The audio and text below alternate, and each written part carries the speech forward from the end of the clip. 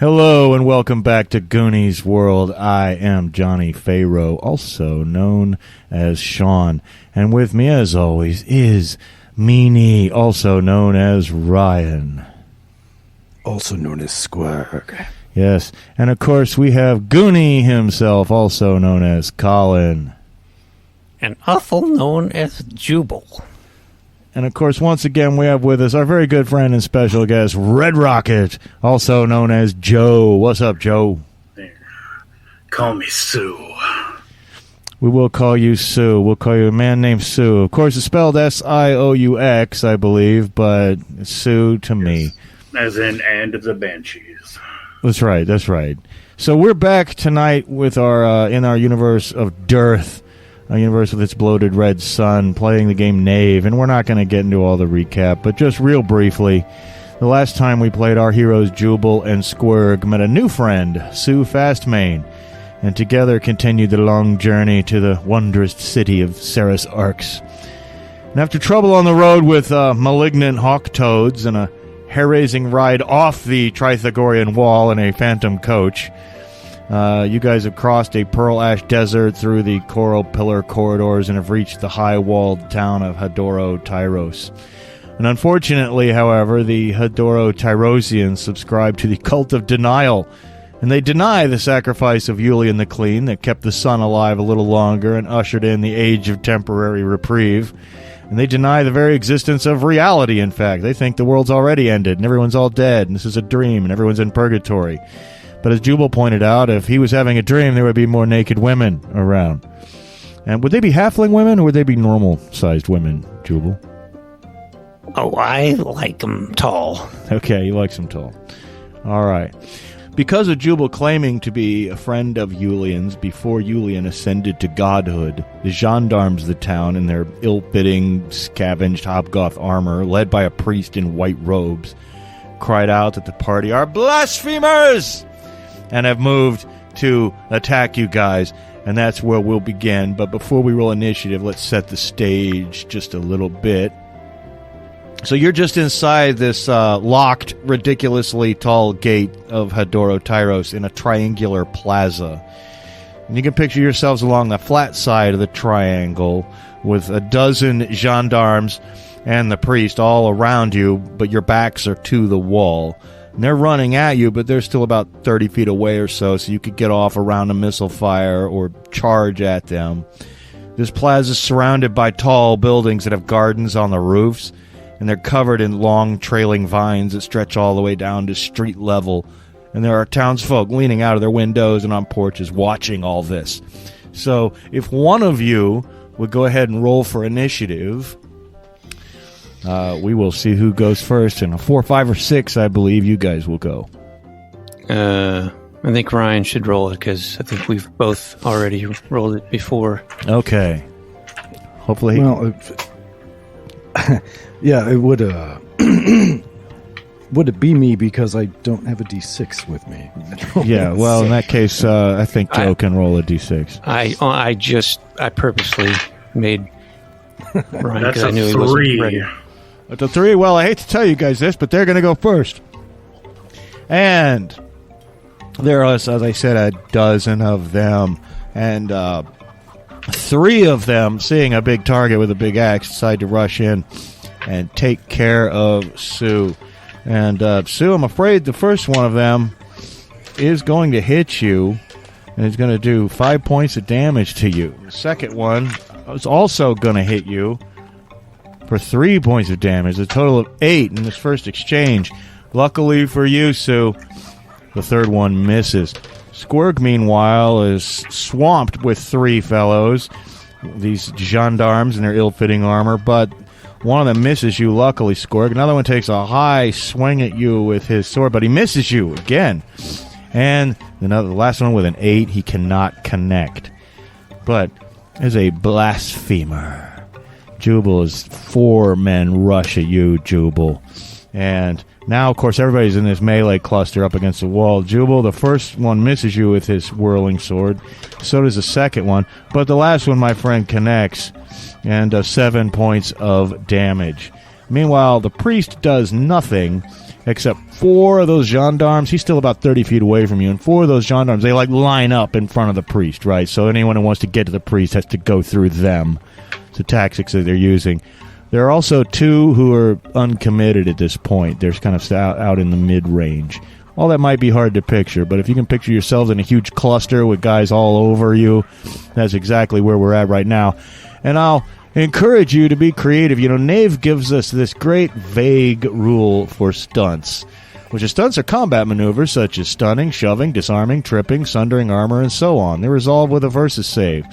They may not cause damage directly, but may do so indirectly. The referee is the final arbiter as to which stunts are possible, and I plan to be generous.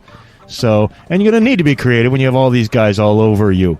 And so I always like to go with the littlest and lightest guy first. So, Jubal, what do? You got 4 big old guys right on you, and they're all bigger than you. They're all screaming blasphemer, blasphemer. You notice, however, that the people who are watching, the people leaning out their windows, they're not all screaming blasphemer. They seem like rather interested in what's happening. But Jubal, what do? All right, so I think I'm going to cast a spell. Okay, we all have spells. Now, we all want to remember, too, that in Knave, they're not ones you memorize. These are on plates. You got to be able to have the plate and read them. So if someone ever took your plates, you couldn't do it, but you could certainly get it out and do it right now. Okay. So I wanted to cast Auditory Illusion. Okay. And I think what I'd like is for it to be like a great booming voice of maybe Julian the Clean coming from the sky or something, Okay. Well, do it. What do they say? Do it, and what do you think Julian's voice sounds like in character? What's it sound like? Well, I'm assuming like Julian the Clean. He was an elf. He was an elf, right? Yes, he was. He was an elf. Not that changes the voice, but now he wants a commanding voice, so talk like this, like a god. And I don't know. I want him to say like, "It is I, Julian the Clean. There is no blasphemy, for he speaks the truth. Stop your aggression at once, or prepare for doom." Okay. Well, you know what? That certainly causes the rank and file to hesitate for a bit. You're not sure what the priest is going to do. You can see him screaming. He's shaking his head. The priest knows full well what you're up to, especially because you're holding a plate, But the guys are a little bit startled. They will have a negative effect on them. I don't know if this is going to end the fight, but it's definitely they're going to automatically lose initiative on the next turn, okay? So you guys I would think at least, that they are starting to doubt a little bit what they believe. Yeah, they're at least hesitating for a minute. But you know what? It's real hard to get somebody to not believe something they pretty strongly believe, right? Because it's fake news. This is a fake pronouncement from a fake god. But the guys you were fighting are definitely hesitating. And since we roll initiative every round, they're going to automatically lose next round, right? So that means you guys now take your turn, in this round, and then the next round you're going to go first. So you essentially get to go twice in a row because of what you have done. And meanwhile, though, at the end of this first round, I'm not sure. I know Squirg's a little flabby around the middle, but otherwise he's kind of thin and pinched. And so I think he probably does way less than Sue, who's a great big badass. So, Squirg, what do you do? Well, I don't know. I'm thinking that he's got a bucket, and he's going to start swinging the bucket. No, actually, he pulls out his longbow. That's what he's going to do. He's going to pull out his longbow and shoot at the priest, because the priest is the main one who knows that we're up to some bullshit. So he's going to try to take a shot at him, because you can have like a flank or a phalanx of guys in front of you, but that won't necessarily stop an arrow. So No, but I think that you would have to either shoot right through those guys with a small target or like arc it upwards. And I think it's fair to ask you to do this at a disadvantage, especially because you got 3 dudes in your face. Yeah, but I think it's a great plan. Yeah, that's fair. Yeah, it's a great plan. I hope it works. So if you roll with a disadvantage, meaning roll 2 d20s for attack, and take the worst one. Yeah. I'm gonna guess this is gonna be Dex. Yeah. Actually, ranged attacks are based on your wisdom in Wisdom, Knave. that's right, right. because it's a perception stat, and they. Oh, well, I only have 1 d20 here, and I would need to roll it twice to roll with disadvantage. But the first one I rolled was a 1, natural 1. So I don't think anything else I roll is going to matter. No, it doesn't. And I'm afraid that your bow comes unstrung. You know, it's like twang. You're like, oh, and it like snaps and hits your forearm. You know, and stings like it does. And so, I always love a good critical failure, and that's what has happened. And Sue, you guys are hesitating in front of you, but he's got all 3 of them there. And what do you do, Sue, with those 3 men in front of you? Sue says, "Thank you for the hospitality," and then swings his huge axe and a big arc. Okay. When you say big arc, are you trying to hit just one of them? If possible, I would like to hit more than one. I think I could allow that at a disadvantage. That would be my referee as the final arbiter interpretation. Well, at disadvantage, I will not hit because I only have a 9. Well, that's too bad, but certainly, you know, they back off a little bit. And like, whoa, as that big axe swings around. Now it is the next turn, and you guys have already automatically won the initiative because those men are hesitating due to the so-called voice of Yulian that boomed down out of the sky. But they're a little bit more afraid of their priest than you, obviously, and this is a pretty well-established religion. So, let's see if we can go ahead and follow this up. Jubal, what do you do?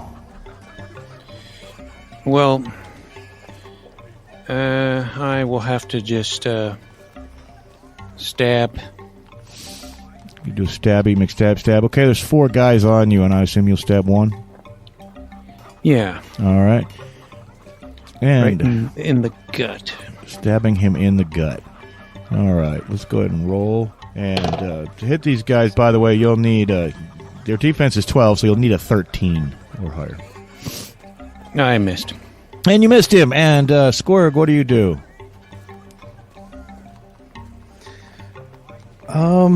Well, so his bow has come unstrung, which is very unfortunate. So I think what Squirg is going to do is try to push through these 3 guys that are in his face and rush the priest and attempt to tackle the priest, like blowing through the guys guarding him, which is probably going to be impossible. Or the minimum incredibly difficult, but he's pissed. I think you should do all kinds of incredibly difficult stuff, and we're going to settle this as what they would call a versus save. We're both going to make strength rolls. But first, you got to get past the guys who are on you, right? So pushing through them, why don't you go ahead and make a strength roll? These guys have a 12. We need to see who gets I have 14. Well, you push through, you blow through the first bunch of them, boom, and topple them out of the way, and you're charging... And that is within your distance. So when you get up to the edge, when you get up to the end of your movement where the 4 men are with widening eyes seeing you rush towards them, and you can see that priest, by the way, he's getting out his own spells. And, oh, dear Lord. I just rolled a 22 for their strength. And of course, I'm not rolling for each one separately. I'm just kind of averaging it all out. But you never know. You could go higher than that if you really, really roll lucky. Oh, but a 17. Well, at least you're up there, and you're right on the other side of them, and you're in a pushing and shoving match. You know, it's all getting nasty. And Sue, you still got those 3 guys who backed away from you for a minute when your axe took that huge arcing swing. But what do you do now? With a frustrated growl, Sue is going to try the same thing again. So I'm assuming it's still at disadvantage. Yeah. Well, if you're going to do the same thing again, yes. Yes, and he will get a 13, which is 3 less than what he needed. No, he actually needed. Oh, no, he needs a 13. He needed a 12 to hit them.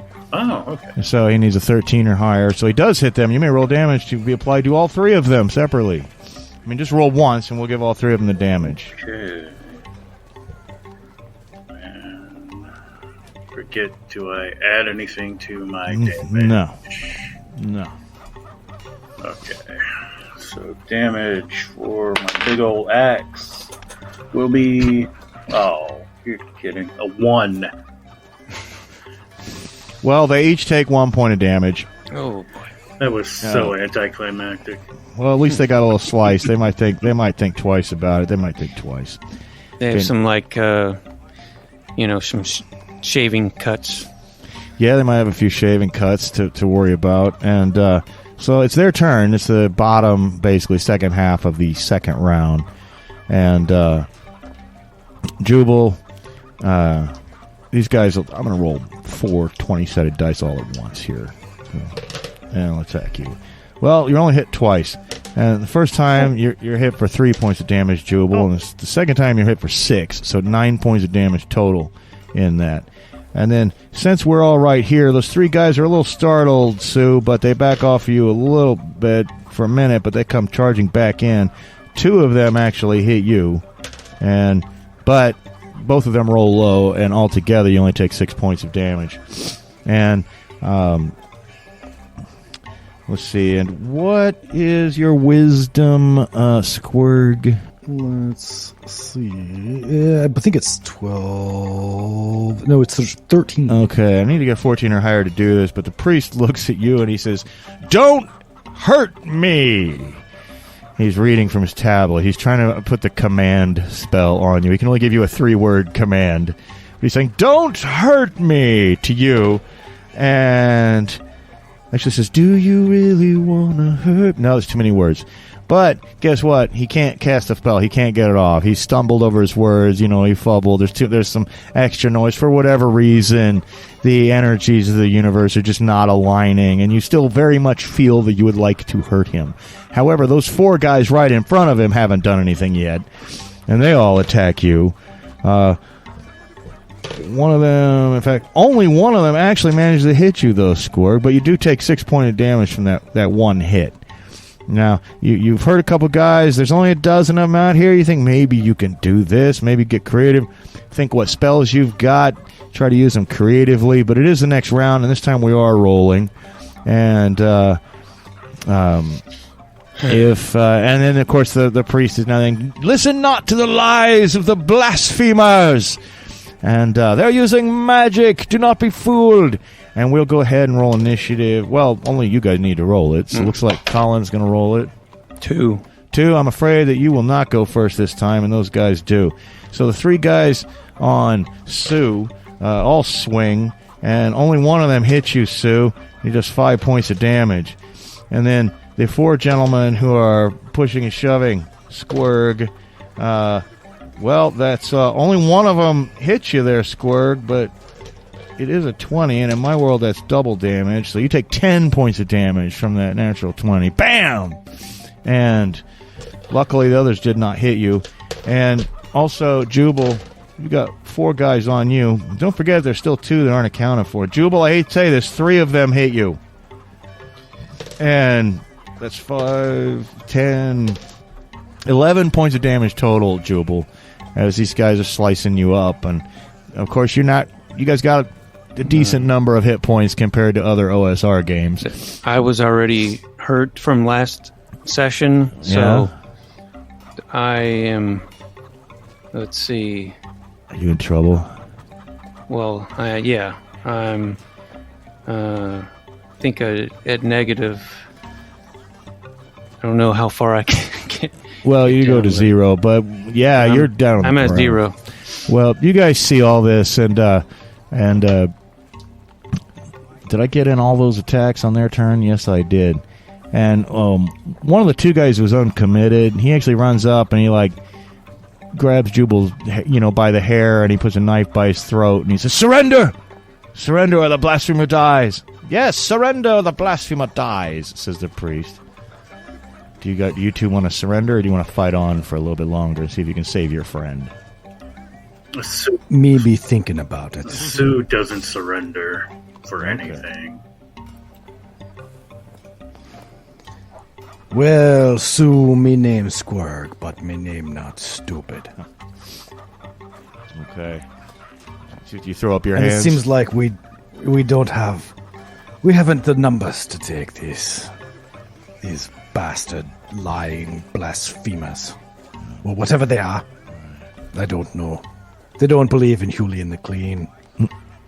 Well, do you just throw up your hands and surrender at this point, Squirg? Well, so he's going to act like that's what he's doing, and then keep an eye on what Sue is doing as well. Okay, well, Sue, what are you doing? I think we know what Sue wants to do. All right, Sue, well, you're allowed to do whatever you want to do. Incredibly frustrated after this first 2 attacks. He's just going to try and cleave one of these guys in half. Okay. All right, well, he makes a big roll. Makes a big roll and gets a big miss. Gets a big miss. Okay. Well, no one has officially surrendered yet. Of course, you got an eye on that. You got an eye full of that big miss there, Squirg. But one more time, I would like to go ahead and roll initiative. So if one of you guys could roll for me, I want to see if you guys have a chance to go or whether they're going to go first again. So I would just like to kind of interject when he sees Sue make a big whiff. Squirg will just make a subtle like shaking of his head, looking at Sue like, "Don't keep going, man." Like he's trying to send him like a message. Yeah, of course you just met this guy. You know, he could be a wild card. He's an unknown element. You and Jubal have been traveling together for a long time. And seeing the knife up to Jubal's throat might give Squirg room for pause, where it might not give Sue room for pause. But what do we get for our initiative roll there, guys? Why don't you go ahead and roll it, Sue? Since you're the only one who's actually fighting. 5. Well, you get to go again. So what would you like to do? Well, considering his luck and his virtue, taking that into account as being a just man, he's going to not swing his axe, but he's just going to bring it down in front of him and just set it like on its head. Okay. The handle sticking up. Okay. All right. Because he doesn't want this little guy to get killed. Well, yeah, and that's good. That's good. And of course, the second it becomes obvious that you guys are, you're just swarmed, and there's only a dozen guys out here. Some of them are a little bit cut, but nobody's seriously wounded. The priest says, "Seize the blasphemers!" Every time they even say the word blasphemers, they yell it like John Cleese, every single time. Blasphemers! And, with some unnecessary roughness, because you've already basically surrendered, they go, "Come here, you!" and they grab you, Squirg. "You big flabby bastard, get over here!" And they, spin you around, and at least you had the brains to stop.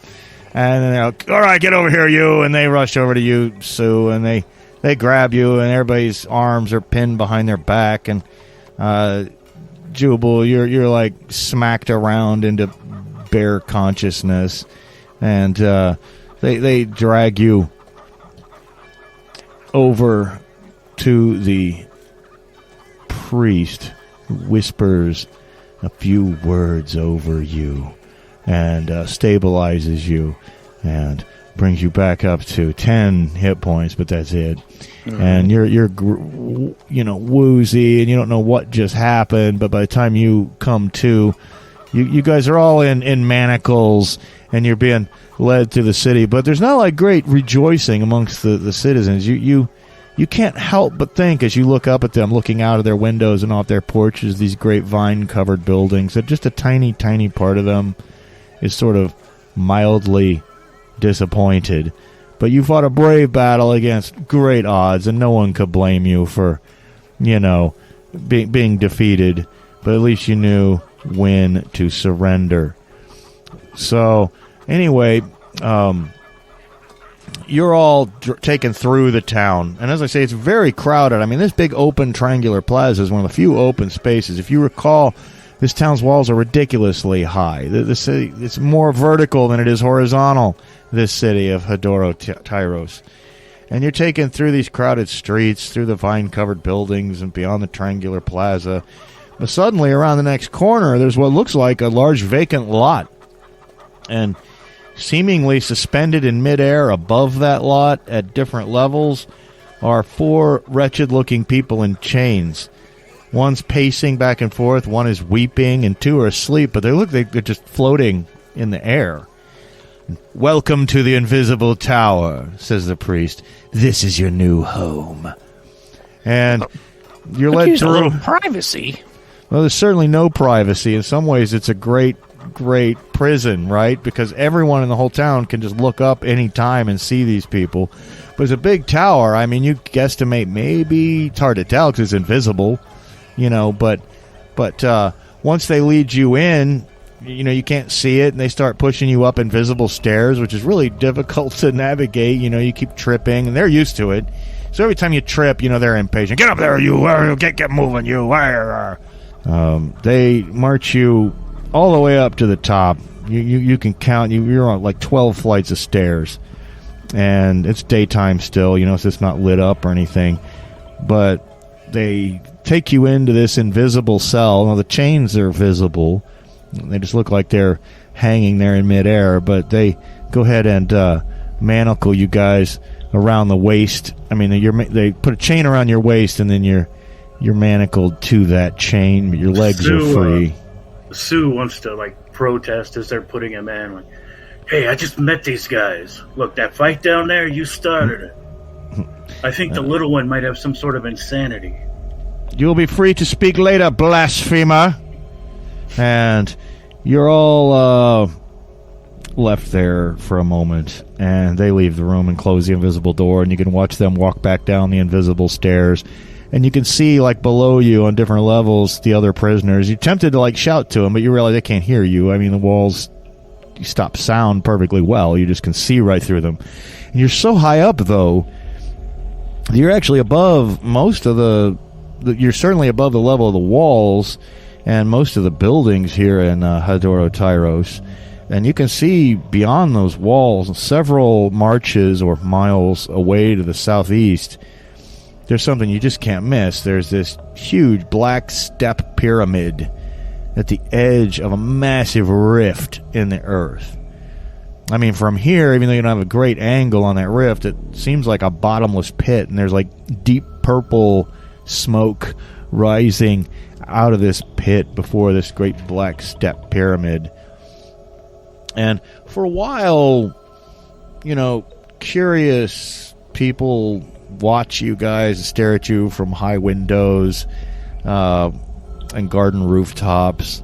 But eventually, once they realize you're not going to break your chains or try to escape or do anything really entertaining at this point, their shoulders slump and they sigh sadly and they turn away.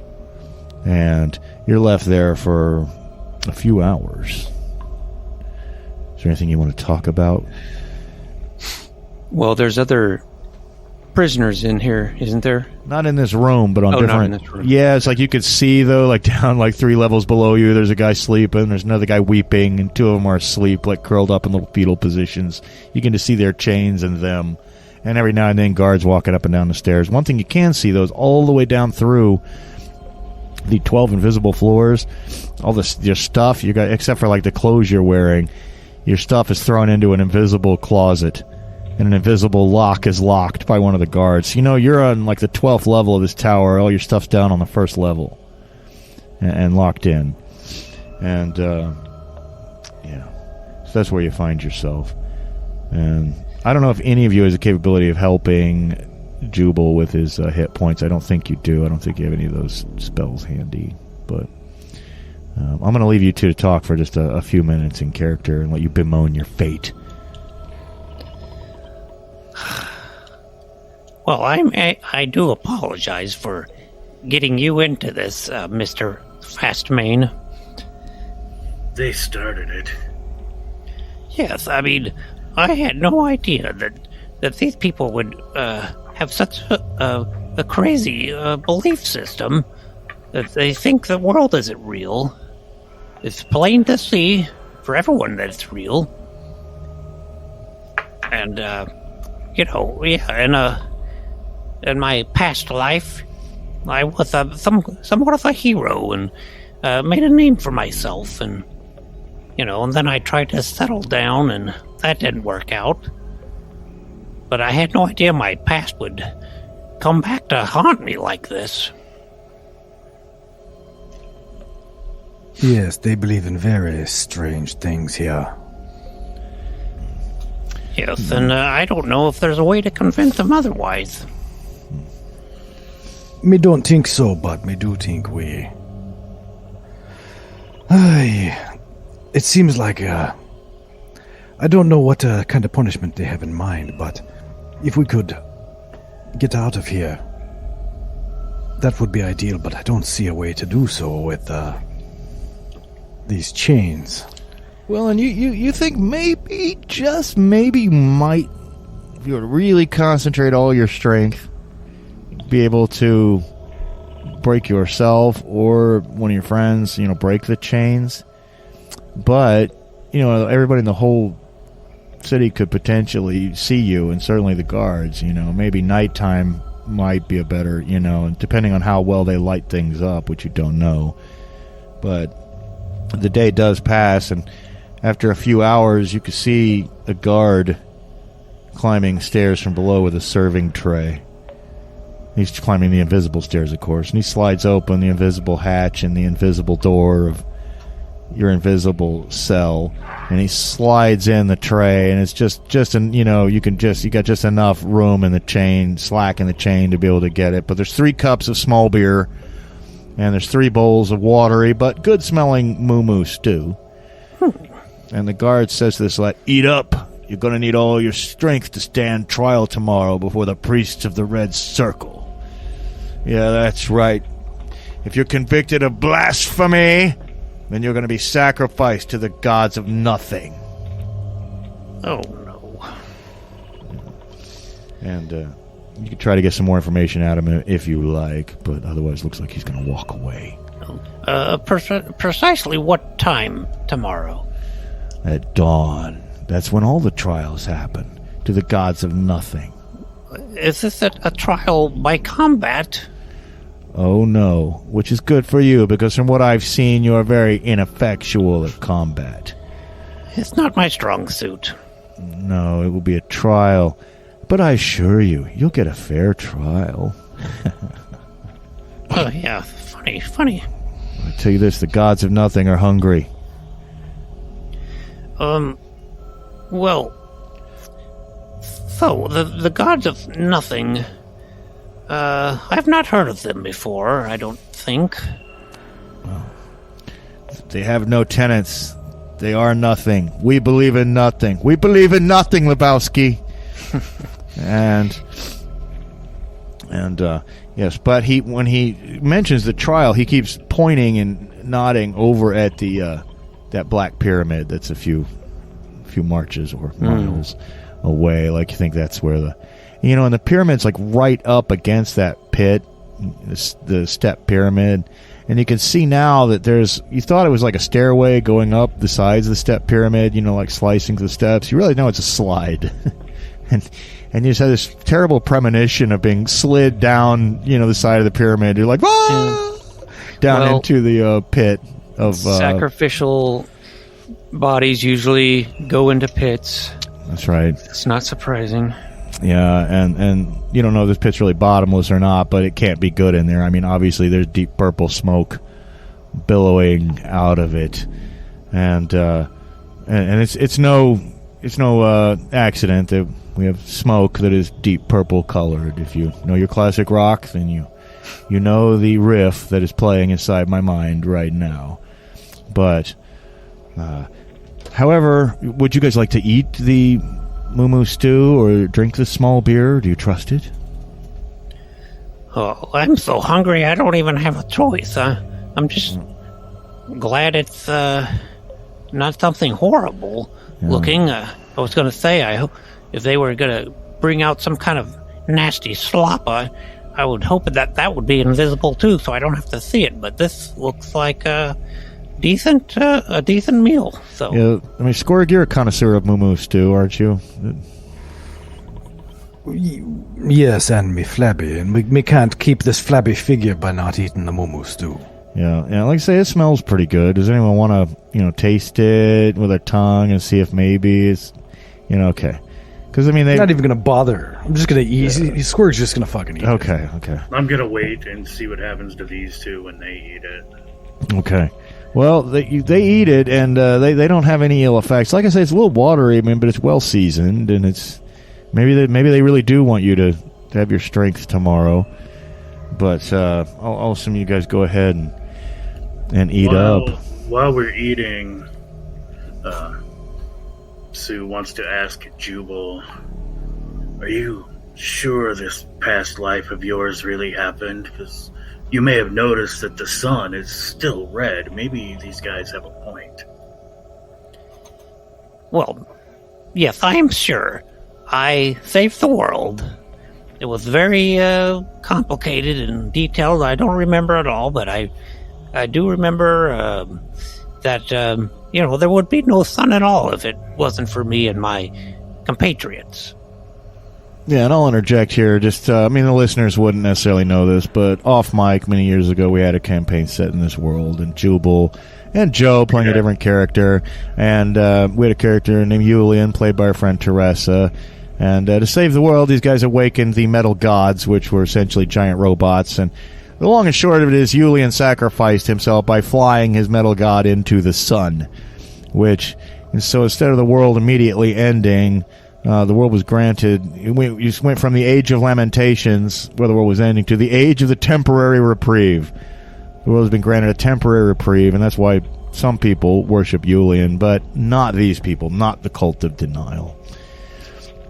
And as the hours go on, remember, it's never like bright daylight. The sky is usually kind of a navy blue, and you can see, certain stars in the daytime.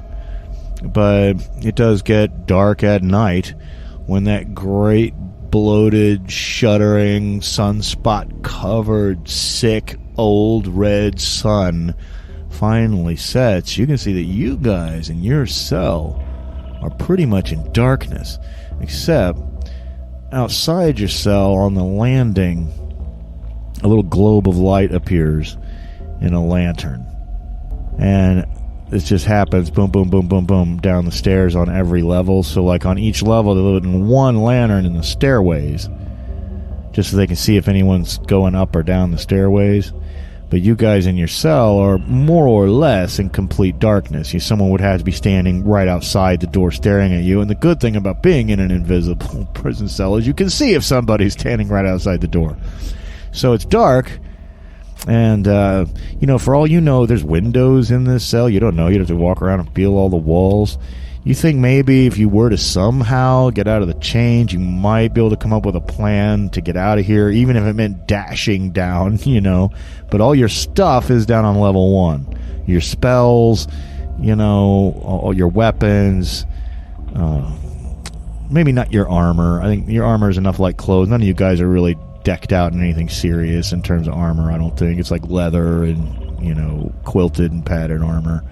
So, and of course, thank God that Squirg still has his lace-up Jim Morrison pants, I'm assuming, from the previous campaign that we did. And don't you have some kiss makeup, too? I don't want to forget about the kiss makeup. We never really got to use that in the last one, I don't think. But you did get some black and white makeup from Bong and Aki, the donkey-headed guy. That is true. I had forgotten about that, but now that you reminded me, yes, he did have that. That's right. Some kabuki-style makeup kid. Yeah, because I think I recall Jubal was actually borrowed some of it because he was going to... he never did, but he was going to mark... There was an invisible servant in Tsar Nawal's keep or whatever. Yeah. He was going to try to mark him so he could keep track of them, but we could, if we do get out of our chains, we could use that paint to mark where certain things are, in this invisible. Maybe so, maybe so. Of course, the jail. paint is down on the first level with all your stuff. But, okay, yeah. Yeah, but, and of course, you never did need to put on Peter Criss-style kiss makeup because you eventually did end up with the head of a cat without the makeup. But luckily, your head's back to normal now. But now you're in the darkness. Do you guys want to see if you have the strength to actually break these chains? I am not at full strength, but I think our friend Sue here might be able to do the trick. Well, Sue, do you want to try to... Sue is very ripped. He's positive he can break these chains, Hercules style. Well, let's hope so, because they are heavy chains, and you would need to do so with a disadvantage. I want you to succeed, but I gotta be honest, they're not going to put light-ass chains in here. This is strength, obviously. Yes. Strength. Well, if it were not for the disadvantage, I would have succeeded, but I have a 13. Well, I hate to tell you, you do manage to break your manacles, because those aren't as heavy. But, getting out of the wall might be a little tougher. Now, if circumstances change, you can make the test again. So if you can get one of these guys out, maybe you could both tug on it, that type of thing. But, if I recall, young Jubal is quite the yanker. Oh, yeah. I surprised even myself at how strong of a yanker I am. So, I might as well try. All right, why don't you give it a shot. So, doing your very, very best to break free. Well, I already rolled a 19. Okay. Of course, you're rolling with disadvantage, so roll another one and pick the worst one. Oh, that's how that works. 19 is great. 19 would be great, but watch, with the disadvantage, you'll roll like a 4. I rolled a 16. Oh my goodness. Guess what? Jubal just pops. You pop off those manacles and then yanking your body forward, you rip the chain right out of the wall and you're able to climb out of the manacles. Squirg, when you see this, you feel very confident. You could probably do it too. Well, me gonna try. Well, my first roll was a natural 20, so I'm sure I'm going to get a 1 now. Right. No, it's a natural 14, so natural 20, which would be 25, and then a natural 14, which would be a 19. Okay, that's great. And you also... So, we're not going to roll this out, but with the two of you, yanking and tugging and helping your new friend Sue, you are all free of the chains. Once you get the manacles off your wrists and get the chain on the wall, the part that's around your waist kind of gets looser once the manacles are off and kind of falls down. You step out of it like a pair of pants, right? And now you're in the darkness still. There's no guard right outside your door. You look around this, you can see the lights of the city. Everybody's lighting up their lamp lights inside their tall buildings at night. You can see the stars are coming out. You can see the green elven moon, Ludivarium, rise, and of course the demon star, Serapis, and the empty star, and the loon, and all the great constellations. And it's still unnerving. You've been up here for a while, seem to be floating in air, but all you can really see inside the tower are the little globes of light on each, which is a lantern, on each landing of the stairway. And so, what do you guys want to do now? Squirg, I think our friend, I think his muscles are fake. Do you now? I don't know about that. Well, But, we haven't seen him actually use his muscles. I mean, he couldn't pull the rope free, and he hasn't done much damage at all. I think he might be, just make sure, he could be a con man or something, pretending. We don't want to travel with fraudsters. Grifters. well, you might want to be careful about those kinds of accusations because you might get sued. Oh. I'm sorry. Oh my. Sue, before they left the cell, would have picked up some of the chain that was yanked from the wall and brought that with him. Okay. Well, and I'll clarify, you've not left the cell yet. You're free of the being chained to the wall of the cell.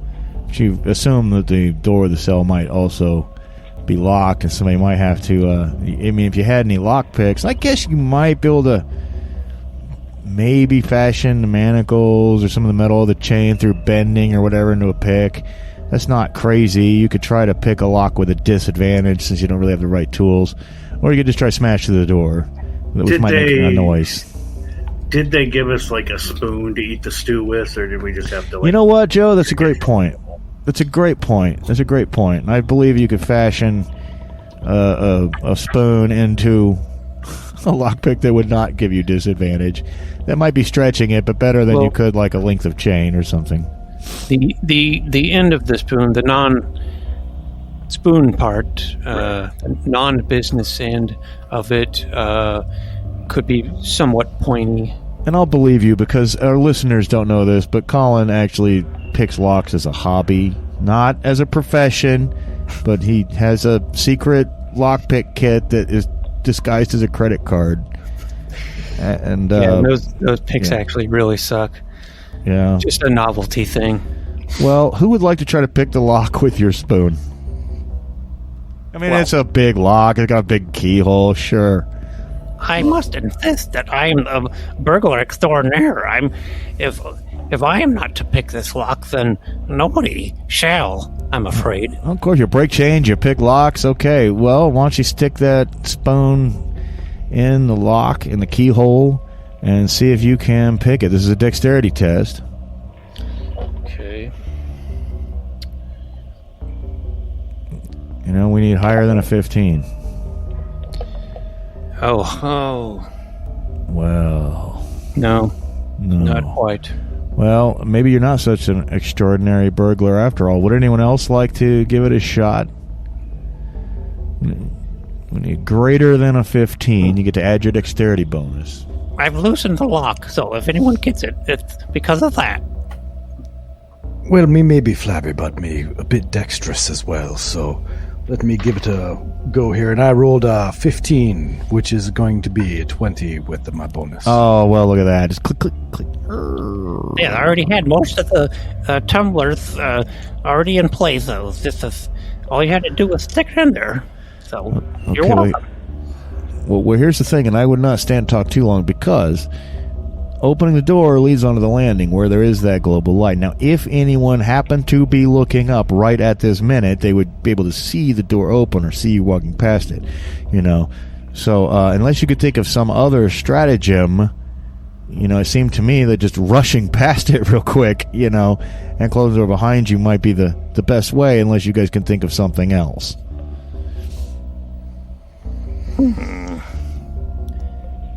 Well, is it like a bulb that we could unscrew? Well, it's a lantern that you could put out, but then it would obviously go dark, and that might be more noticeable than... Well, why am I thinking for you? But then we would have the advantage of the darkness to subdue anyone who came looking. Or the disadvantage of the darkness to draw the attention of anyone who happened to look up. So I think I think Squirg is going to think that speed is going to be the sort of key to not getting noticed, and he's going to just fucking rush down the stairs. Okay. I'll hear you flapping around. Okay. They can't hear through the walls. They're invisible, but they still block sound. And if I know Squirg, he's just taking off. He's not hanging around for the confirmation. So, Squirg, make a dexterity roll with advantage. And the advantage is because people aren't necessarily staring up at you right this very second, you know, any of the guards in the building. Do you succeed?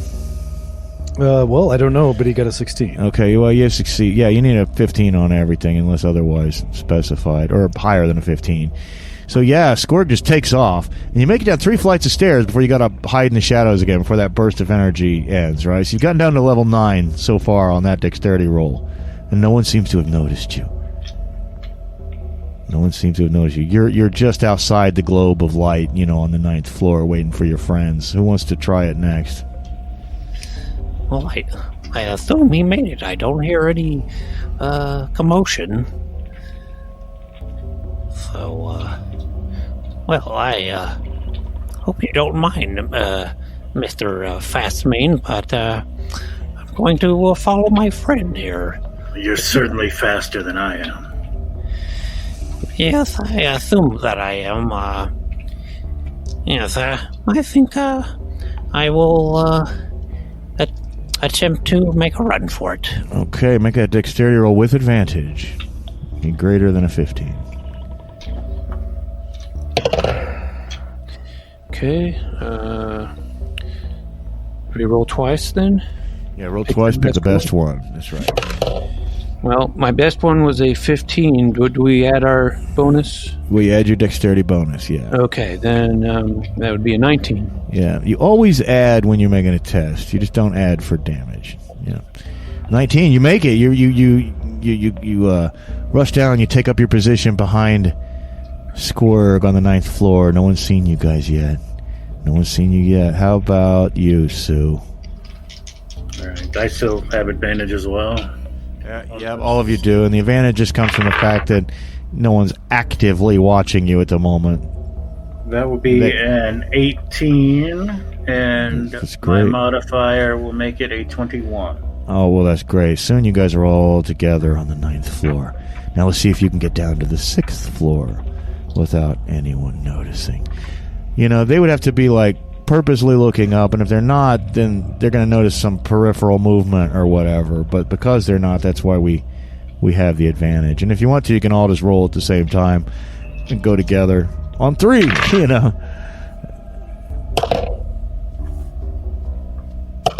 All right, looks like Squirg makes it because I've got the thumbs up. I don't think Jubal doesn't look happy. No, I made it. Oh, good. And so did Sue. So congratulations. You guys have made it down to the 6th floor. You're just outside the global light on the landing. No one's noticed you yet. All your stuff is on the 1st floor. So you know what that means. You got to do this 2 more times.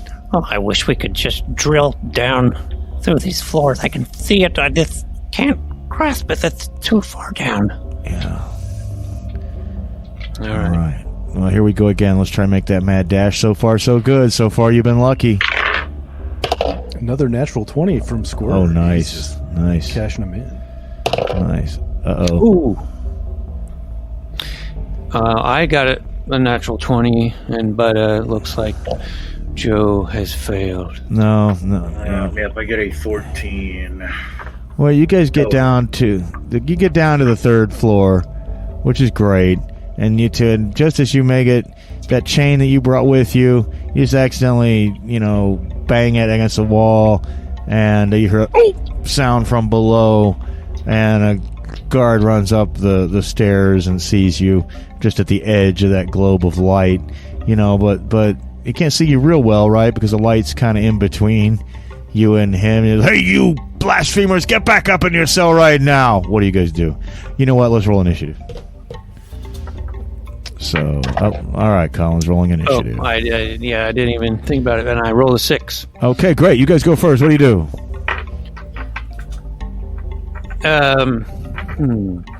Well, he's the only guard. Yeah, well, he's the only one that noticed it right now. He hasn't screamed or anything yet other than yelling at you to go back to your cell. And you know what? I've been doing this lightest guy goes first. That's not a Knave rule. Knave lets you guys go in whatever order, Really loudest, pushiest guy goes first is sort of how it works. Well, in that case, I think that would be Sue. Okay. And Sue's going to try to rush forward and get this chain around the guy's neck and, start strangling him before he can call for help. Okay, that sounds great. And to me, we're supposed to handle stunts with a versus type of thing. And I think that's kind of a dexterity-ish sort of thing, don't you? I mean, you're going to try to wrap it around him. He's going to try to square him out of the way before he can call for help. So, yeah, he's going to roll his. And, you got a very, very, very good shot here, my friend. So I do not have a good shot because when I add my modifier, I have a 5. Well, he has an 8, and he's like, get off me, go, help! Help! Get off me, help! Prisoners escape! Blasphemers escape! Help! Help! And here's some other footsteps, but they're not there yet. And you other two guys haven't gone yet. What do you do? Squirg? Squirk's gonna run for the first floor and scream, "Forget it, let's all go! Come on, friends!" He's just gonna fucking run for it. Okay, I'm gonna make you push past that guy, though. Let's have an opposed strength test. Oh, shit. Yeah. He rolls real bad, though, so you'd have to really screw this up. Well, it's gonna be a 22. All right, well, yeah, not only that, he's kind of up the stairs, you're coming down the stairs, you got momentum on your side, you kind of bowl him over and knock him out of the way, and you're rushing for the first floor. What are you doing, Jubal? If he's doing that first, then I will probably have to run after him. Okay. Well, you guys make it to the first floor, and you can see where that closet was, but, in the light, at the edge of the light on the first floor landing that leads into that room, you see two more guards coming out of an invisible door from that room where your stuff is, in between you and it. And you're like, "Hey, you!" And let's go ahead and roll initiative again as a party. Hopefully you guys get a 4, 5, or 6, and you can go first. 4. Okay, guess what? You guys are going first. So you got two guys in your way trying to block the doorway. What do you guys do? I will try to do like the classic small person through the legs. Okay, that sounds great. Let's make an opposed dexterity test for that. Or a versus test. Ooh. You need to get higher. Well, you need to get a 17 or better. Well, I rolled a 17. Well, plus what, plus your dexterity bonus is going to be way higher. So like, "Hey, you little shit, what? And you're running right through past their legs, and you're into the room where the closet is. I mean, the closet's still closed and probably locked for all you know, but, Squirg, what do? You see your friend get past, running through in between their legs. It's gonna try to just bowl past him. Yeah, bowl past him. Using the linebacker technique here, and we'll make a post strength test for that. This time I got. Well, you would need to roll an 18. I'm rolling very good all of a sudden. Well, I rolled. For some reason, I was thinking I was still running down the stairs, and so I rolled with advantage. But it doesn't matter because I rolled 12 twice, so I got 17 twice. Oh no, you almost do. I mean, you think you're gonna bust past him, you think you are, but and of course the advantage was coming from the fact that those guys were not actively looking, not necessarily because of the stair momentum, but you crash into them. They're like, "Hey, you get back in there, just get back in there." So, Sue, what do you do? Can you turn the tide here? I'm going to try, since I still have this chain, to make a ranged attack and hit one of them. Okay, I love it. And, if you did it with disadvantage, you could probably swing it and hit both of them. I don't want to put ideas in your head. But you can certainly hit one of them with a ranged attack with a chain. Just going to go with one. Okay, well, remember to add your wisdom bonus for the ranged attacks. Yes. I used to be a soldier. I've done this a million times. Done a lot of chain swinging. Oh, yeah, 19 plus 3 will be 22. Okay, well, then improvise. Go ahead and roll a d6 for the damage here. 1. Okay. Well, it's going to startle him. It's going to hit him in that. He grabs a bridge of his nose. He's in pain. And you guys had the initiative, so the guy you ran past earlier and knocked down on the stairs, he comes running back down, and he makes an attack on you, Sue. So you're kind of last in line here, but he misses you. He's a little discombobulated, I guess, from being pushed down by Squirg. And then the two guys who are right next to Squirg, one of them tries to grab you, Squirg, but he rolls a natural 1, and it's probably the guy who got hit in the bridge of his nose, right? And he falls on his ass. He becomes unbalanced, and he kind of falls. And not only that, he falls past you. So there's really only one guy in between you and the room now. And that guy, he tries to grapple you, Squirg, but he rolls a 2.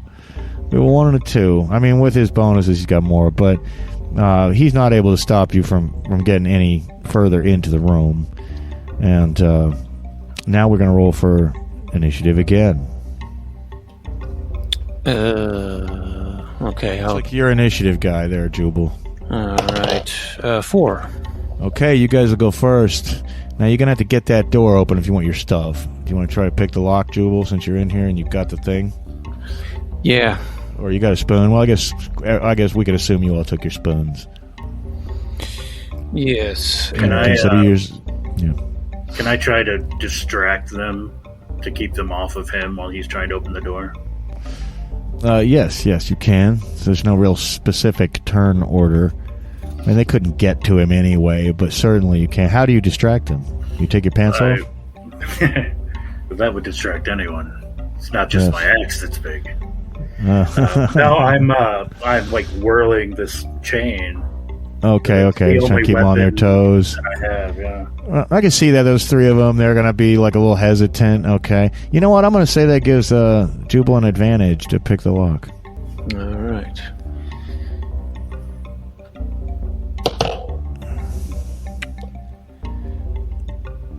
And while he's doing that, what's Squirk doing? Really, he's just waiting for the door to get open so he can get his shit. Yeah, and probably also trying to stay out of the way of the whirling chain. Did you not that far? Yeah, exactly. Well, I don't know what I needed to get, but I got it. Always need a 15. Higher than a 15. Yeah. Out of 14. Oh, no. He's working with it. He can't quite get it.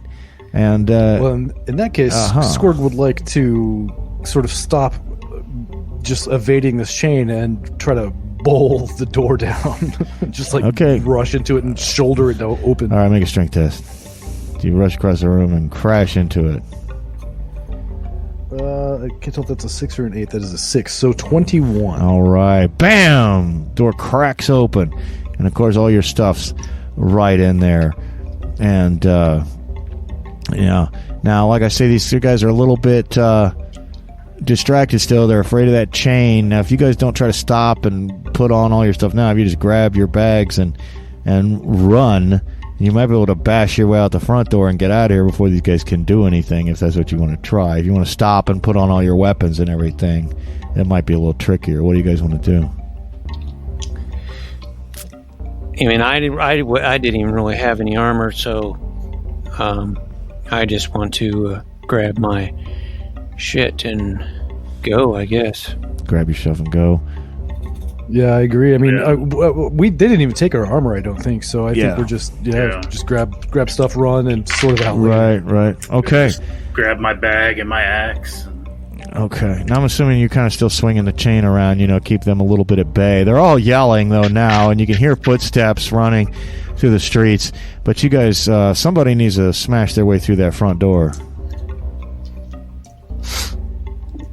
Well, I say if Sue's going to be like waving the chain and trying to keep him off of us, Squirg. As I back in the room, because obviously I can't swing the chain and grab my stuff, I would have let the chain go and sort of flung it at them. Okay. All right. And then we could have run. Okay. Well, who does want to run, and who's going to get to that door first and smash it open? Well, I'm not. If we're being indecisive, Squirg is going to just roll a natural 20. All right, and bam! You crash your way out of the invisible tower back into the crowded nighttime streets of Hadoro-Tyros, while the cry of blasphemers is now echoing throughout the streets, and people are leaning out their windows to see what's going on, and you guys go tearing off into an alleyway, and that's where we'll end it for this episode. So that was 3 natural 20s from Squirg today. Very nice, very nice. And we had a couple natural 1s. I got at least 1 natural 1. I got 1 natural 22. Yeah. Squirg had 1 as well. Yeah. Okay. Yeah, well, we will be back for one more episode of Knave, and you guys could, we'll see if you can escape from Hadoro-Tyros, the city, in our next episode. Yes, and until stay tuned to see if Sue can hit anything. Yes, House of Whiffs once again on Goonies World. We will see you next time. Hey everybody, if you like our podcast, don't forget to leave us a good rating and or review on Apple Podcasts, Podchaser, Spotify, or wherever you're able. Subscribe to us on YouTube, follow us on Twitter at Goonies_World, and check out our website at GooniesWorldPodcast.com. email us at gooniesworldpodcast@gmail.com. Thank you for listening.